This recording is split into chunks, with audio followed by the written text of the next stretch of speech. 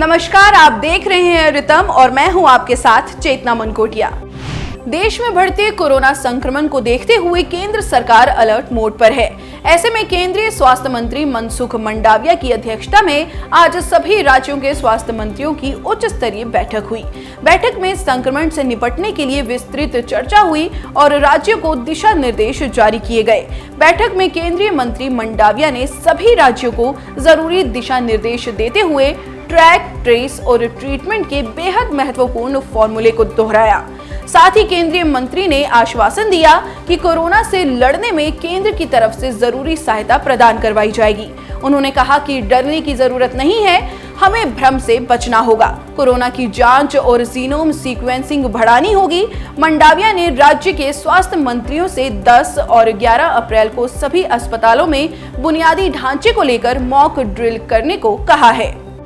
गृह मंत्री अमित शाह और मुख्यमंत्री योगी आदित्यनाथ आज कौशाम्बी जिले के दौरे पर पहुंचे हैं। इस दौरान उन्होंने जिले में आयोजित कौशाम्बी महोत्सव का शुभारंभ किया और लगभग 612 करोड़ रुपए की 117 परियोजनाओं का शिलान्यास और लोकार्पण भी किया। वहीं अमित शाह ने जनसभा के दौरान कांग्रेस पर हमला करते हुए कहा कि राहुल बाबा लोकतंत्र नहीं, आपका परिवार खतरे में है। मोदी ने परिवारवाद को खत्म किया, तुष्टीकरण को खत्म किया, इसीलिए आप डरे हुए हैं। साथ ही गृह मंत्री ने कहा कि सपा, बसपा और कांग्रेस कोई नहीं चाहता था कि कश्मीर से 370 हटे, लेकिन भाजपा और पीएम मोदी की इच्छा शक्ति से ये काम आसान हो गया और अब वहां अमन चैन है। राष्ट्रपति द्रौपदी मुर्मू ने आज असम में गज उत्सव का उद्घाटन किया और कहा, हमारे समाज में प्रकृति की संस्कृति एक दूसरे से जुड़ी रही है। हमारी परंपरा में हाथी यानी गजराज सबसे अधिक सम्मानित रहे हैं। पूजा में सबसे पहले गजानन की पूजा होती है। उन्होंने कहा, हाथी को हमारे देश में समृद्धि का प्रतीक भी माना गया है और नेशनल हेरिटेज एनिमल का स्थान दिया गया है। हाथियों के संरक्षण से सभी देशवासियों को लाभ होगा। नई दिल्ली के विज्ञान भवन में स्वामी दयानंद सरस्वती की 200वीं जयंती पर आयोजित कार्यक्रम में उपराष्ट्रपति जगदीप धनखड़ ने शिरकत की। इस मौके पर उपराष्ट्रपति जगदीप धनखड़ ने देश के खिलाफ जहर उगलने वाले विदेशी संस्थानों को आड़े हाथों लिया। जगदीप धनखड़ ने कहा कि ऐसे संस्थानों का उद्देश्य भारत की उभरती गति पर अंकुश लगाना है। अमेरिका में भी ऐसे कई संस्थान हैं और चिंताजनक बात यह है कि वहां पर जो पीठ कायम की जाती है उसके लिए हमारे अरबपति और उद्योगपति करोड़ों रुपए देते हैं। उस करोड़ों रुपए के योगदान से वे संस्थान इस प्रकार के कार्यक्रम की रचना करते हैं कि हम भारत को धूमिल कर दें। केंद्र सरकार ने जेल में बंद गरीब लोगों के लिए एक नई योजना शुरू करने का फैसला किया है। योजना के तहत जेलों में बढ़ रहा बोझ भी घटेगा। गृह मंत्रालय ने कहा कि योजना से गरीब कैदी जैसे सामाजिक रूप से कमजोर, अशिक्षित और निम्न आय स्तर से संबंधित लोगों की मदद की जाएगी। इस योजना से सरकार उन्हें जेल से बाहर निकलने में वित्तीय सहायता प्रदान करेगी। जेल में बंद गरीब लोगों तक योजना का लाभ पहुंचे, इसके लिए ई प्रिजन प्लेटफॉर्म को मजबूत किया जाएगा। कानूनी सेवा संगठनों को भी मजबूत किया जाएगा। हर वर्ष 7 अप्रैल को पूरी दुनिया में विश्व स्वास्थ्य दिवस मनाया जाता है। इस दिन को मनाने का उद्देश्य दुनिया भर के लोगों को स्वास्थ्य और मेडिकल क्षेत्र में हो रही नई नई प्रगति के प्रति जागरूक करना है, जिसे लेकर आज प्रधानमंत्री नरेंद्र मोदी ने ट्वीट कर विश्व स्वास्थ्य दिवस के अवसर पर देशवासियों को शुभकामनाएं दी और कहा कि हम उन सभी के प्रति आभार व्यक्त करते हैं जो हमारे ग्रह को स्वस्थ बनाने के लिए काम करते हैं। पीएम ने कहा कि हमारी सरकार स्वास्थ्य बुनियादी ढांचे को बढ़ाने तथा लोगों के लिए गुणवत्तापूर्ण स्वास्थ्य सेवा सुनिश्चित करने के लिए लगातार प्रयास करना जारी रखेगी। कनाडा के ओंटारियो में गुरुवार को भारत विरोधी तत्वों ने स्वामी नारायण मंदिर में तोड़फोड़ की और दीवारों पर भारत विरोधी नारे लिखे। इस पर भारत की ओर से कड़ी प्रतिक्रिया दी गई। विदेश मंत्रालय के प्रवक्ता अरिंदम बागची ने कहा कि हम इस घटना की निंदा करते हैं। अरिंदम बागची ने बताया कि इस मामले को कनाडा के अधिकारियों के सामने रखा गया है और कार्रवाई की मांग की गई है। साथ ही ये सुनिश्चित करने को कहा गया है कि ऐसी घटना दोबारा ना होने पाए। भारत की ओर से साफ शब्दों में कहा गया है कि इसकी गतिविधियां बढ़ रही हैं और इस पर कनाडा की सरकार सख्त कार्रवाई करे। देश में कोरोना संक्रमण के मामले पिछले कुछ दिनों में लगातार बढ़े हैं। स्वास्थ्य मंत्रालय की ओर से जारी ताजा आंकड़ों के अनुसार देश में पिछले 24 घंटे में कोरोना वायरस के 6050 नए मामले सामने आए हैं। इसी के साथ देश में एक्टिव मामलों की संख्या 28,303 पहुंच गई है। गुरुवार की तुलना में शुक्रवार को 13% अधिक केस सामने आए हैं। कांग्रेस से नेताओं का पलायन करने का सिलसिला जारी है। देश के पूर्व रक्षा मंत्री ए.के. एंटनी के बेटे अनिल एंटनी के बाद अब आंध्र प्रदेश के पूर्व मुख्यमंत्री किरण कुमार रेड्डी ने भारतीय जनता पार्टी यानी भाजपा का दामन थाम लिया है। रेड्डी को केंद्रीय मंत्री प्रहलाद जोशी ने बीजेपी की सदस्यता दिलाई। किरण ने भाजपा में शामिल होने के बाद कहा कि उन्होंने राज्य के विकास के लिए ये कदम उठाया है। साथ ही उन्होंने राहुल पर कटाक्ष करते हुए कहा कि एक कहावत है, मेरा राजा बहुत बुद्धिमान है, वे अपने बारे में नहीं सोचता, किसी की सलाह नहीं सुनता। बता दें कि किरण रेड्डी ने बीती 12 मार्च को कांग्रेस अध्यक्ष मल्लिकार्जुन खड़गे को अपना इस्तीफा भेजा था। कर्नाटक के यादगीर से बीजेपी और कांग्रेस कार्यकर्ताओं के बीच हिंसक झड़प की घटना सामने आई है। बता दें कि दोनों पक्षों में बहस के दौरान विवाद हो गया और हिंसा भड़क गई। दोनों ओर से जमकर पत्थरबाजी हुई। पथराव में 10 से ज्यादा वाहन क्षतिग्रस्त हुए हैं। झड़प के बाद इलाके में धारा 144 लागू कर दी गई है। पुलिस ने 4 आरोपियों के खिलाफ केस दर्ज किया है। इसके अलावा 18 संदिग्धों को हिरासत में भी लिया गया है। पूर्व बाहुबली नेता और माफिया अतीक अहमद की मुश्किलें फिलहाल कम होती दिखाई नहीं दे रही हैं। शुक्रवार को मोहित जायसवाल अपहरण कांड में अतीक के बेटे उमर और असद पर सीबीआई कोर्ट ने आरोप तय कर दिए। बता दें कि 29 दिसंबर 2018 को रियल एस्टेट कारोबारी मोहित जायसवाल ने एक एफआईआर दर्ज कराई थी, जिसके अनुसार देवरिया जेल में निरुद्ध अतीक ने अपने गुर्गों के जरिए गोमती नगर से तमंचे के बल पर उसका अपहरण कर लिया था।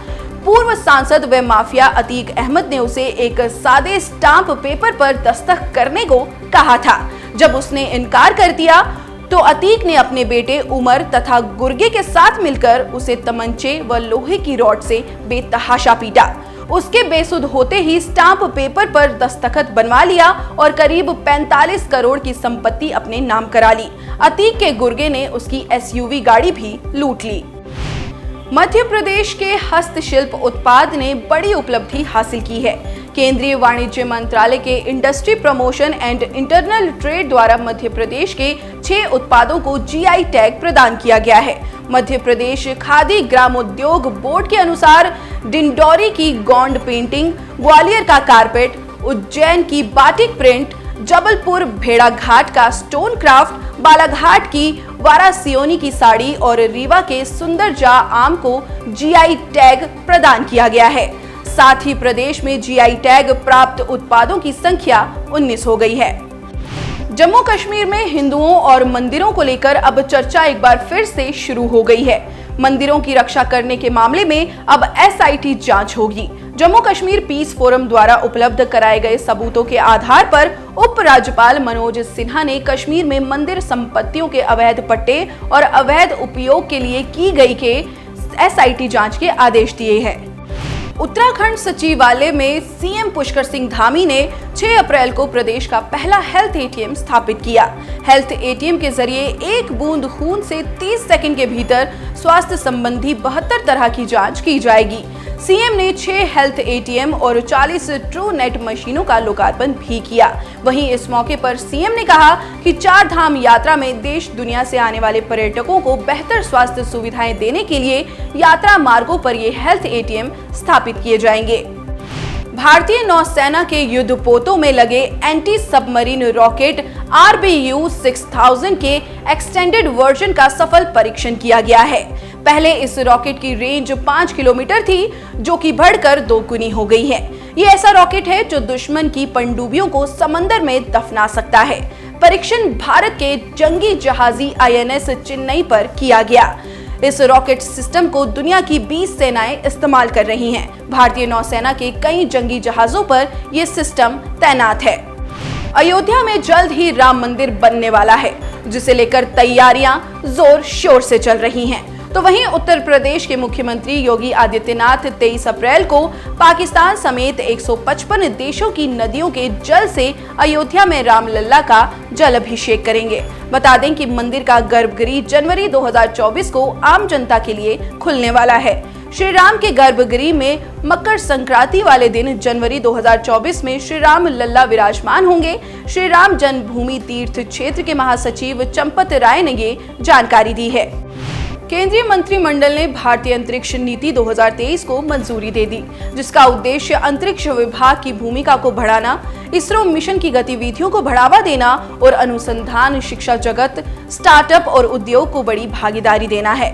संसद में केंद्रीय मंत्री जितेंद्र सिंह ने कहा कि सरकार द्वारा संशोधित एफडीआई नीति के अनुमोदन के बाद एफडीआई को चैनलाइज करने के लिए इन स्पेस की विशिष्ट भूमिका विकसित की जाएगी।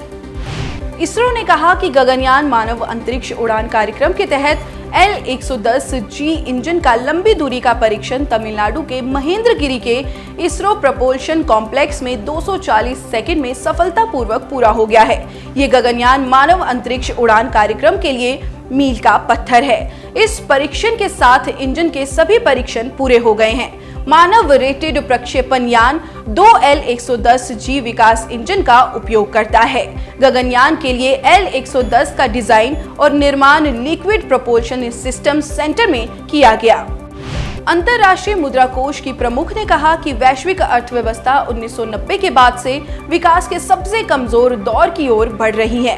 द गार्जियन के अनुसार IMF की प्रबंध निदेशक क्रिस्टलिना जॉर्जीवा ने कहा कि पिछले वर्ष कोविड महामारी के बाद से झटकों और यूक्रेन पर रूसी आक्रमण के बाद विश्व अर्थव्यवस्था में तीव्र मंदी 2023 में जारी रहेगी और अगले 5 वर्षों तक इसके बने रहने का जोखिम है। उन्होंने कहा कि वैश्विक विकास अगले 5 वर्षों में लगभग 3% रहेगा और ये 1990 के बाद से सबसे कम मध्यम अवधि के विकास का अनुमान है। भोजपुरी एक्ट्रेस आकांक्षा दुबे सुसाइड मामले में भोजपुरी सिंगर और मुख्य आरोपी समर सिंह को गिरफ्तार कर लिया गया है। बता दें कि वाराणसी के सारनाथ क्षेत्र के एक होटल में 26 मार्च को भोजपुरी अभिनेत्री आकांक्षा दुबे ने खुद को फांसी लगाकर अपनी जान दे दी थी। एक्ट्रेस की मौत के बाद उनकी मां ने सिंगर समर सिंह के खिलाफ शिकायत दर्ज करवाई थी। पाकिस्तान में अल्पसंख्यकों की स्थिति की तरह ही देश की महिलाओं को भेदभाव और दुर्व्यवहार का सामना करना पड़ता है। देश में घरेलू हिंसा के मामलों में वृद्धि के कारण बड़े स्तर पर महिलाओं ने इस हिंसा से छुटकारा पाने के लिए मांग की है। वहीं द न्यूज इंटरनेशनल ने बताया कि घरेलू हिंसा पर एक नीति संक्षेप में 7 मार्च 2023 को पाकिस्तान के राष्ट्रीय मानव अधिकार आयोग और संयुक्त राष्ट्र महिला द्वारा जारी किया गया था। इसमें यह पाया गया कि 90% पाकिस्तानी महिलाओं ने अपने जीवन में घरेलू शोषण का अनुभव किया है। पाकिस्तान इन दिनों बड़े आर्थिक संकट के दौर से गुजर रहा है। पाकिस्तान की अर्थव्यवस्था दिनों दिन गिरती जा रही है। हालात अब ये हैं कि पाकिस्तानी रुपया अब तक के अपने सबसे निचले स्तर पर पहुंच चुका है। स्टेट बैंक ऑफ पाकिस्तान के अनुसार पाकिस्तानी रुपए की कीमत डॉलर के मुकाबले 287 रुपए हो गई है। तो वहीं इस वर्ष 3 फरवरी को पाकिस्तान रुपए की कीमत डॉलर के मुकाबले 283 तक जा पहुंची थी, जिसके बाद लगातार पाकिस्तानी रुपया गिरता जा रहा है।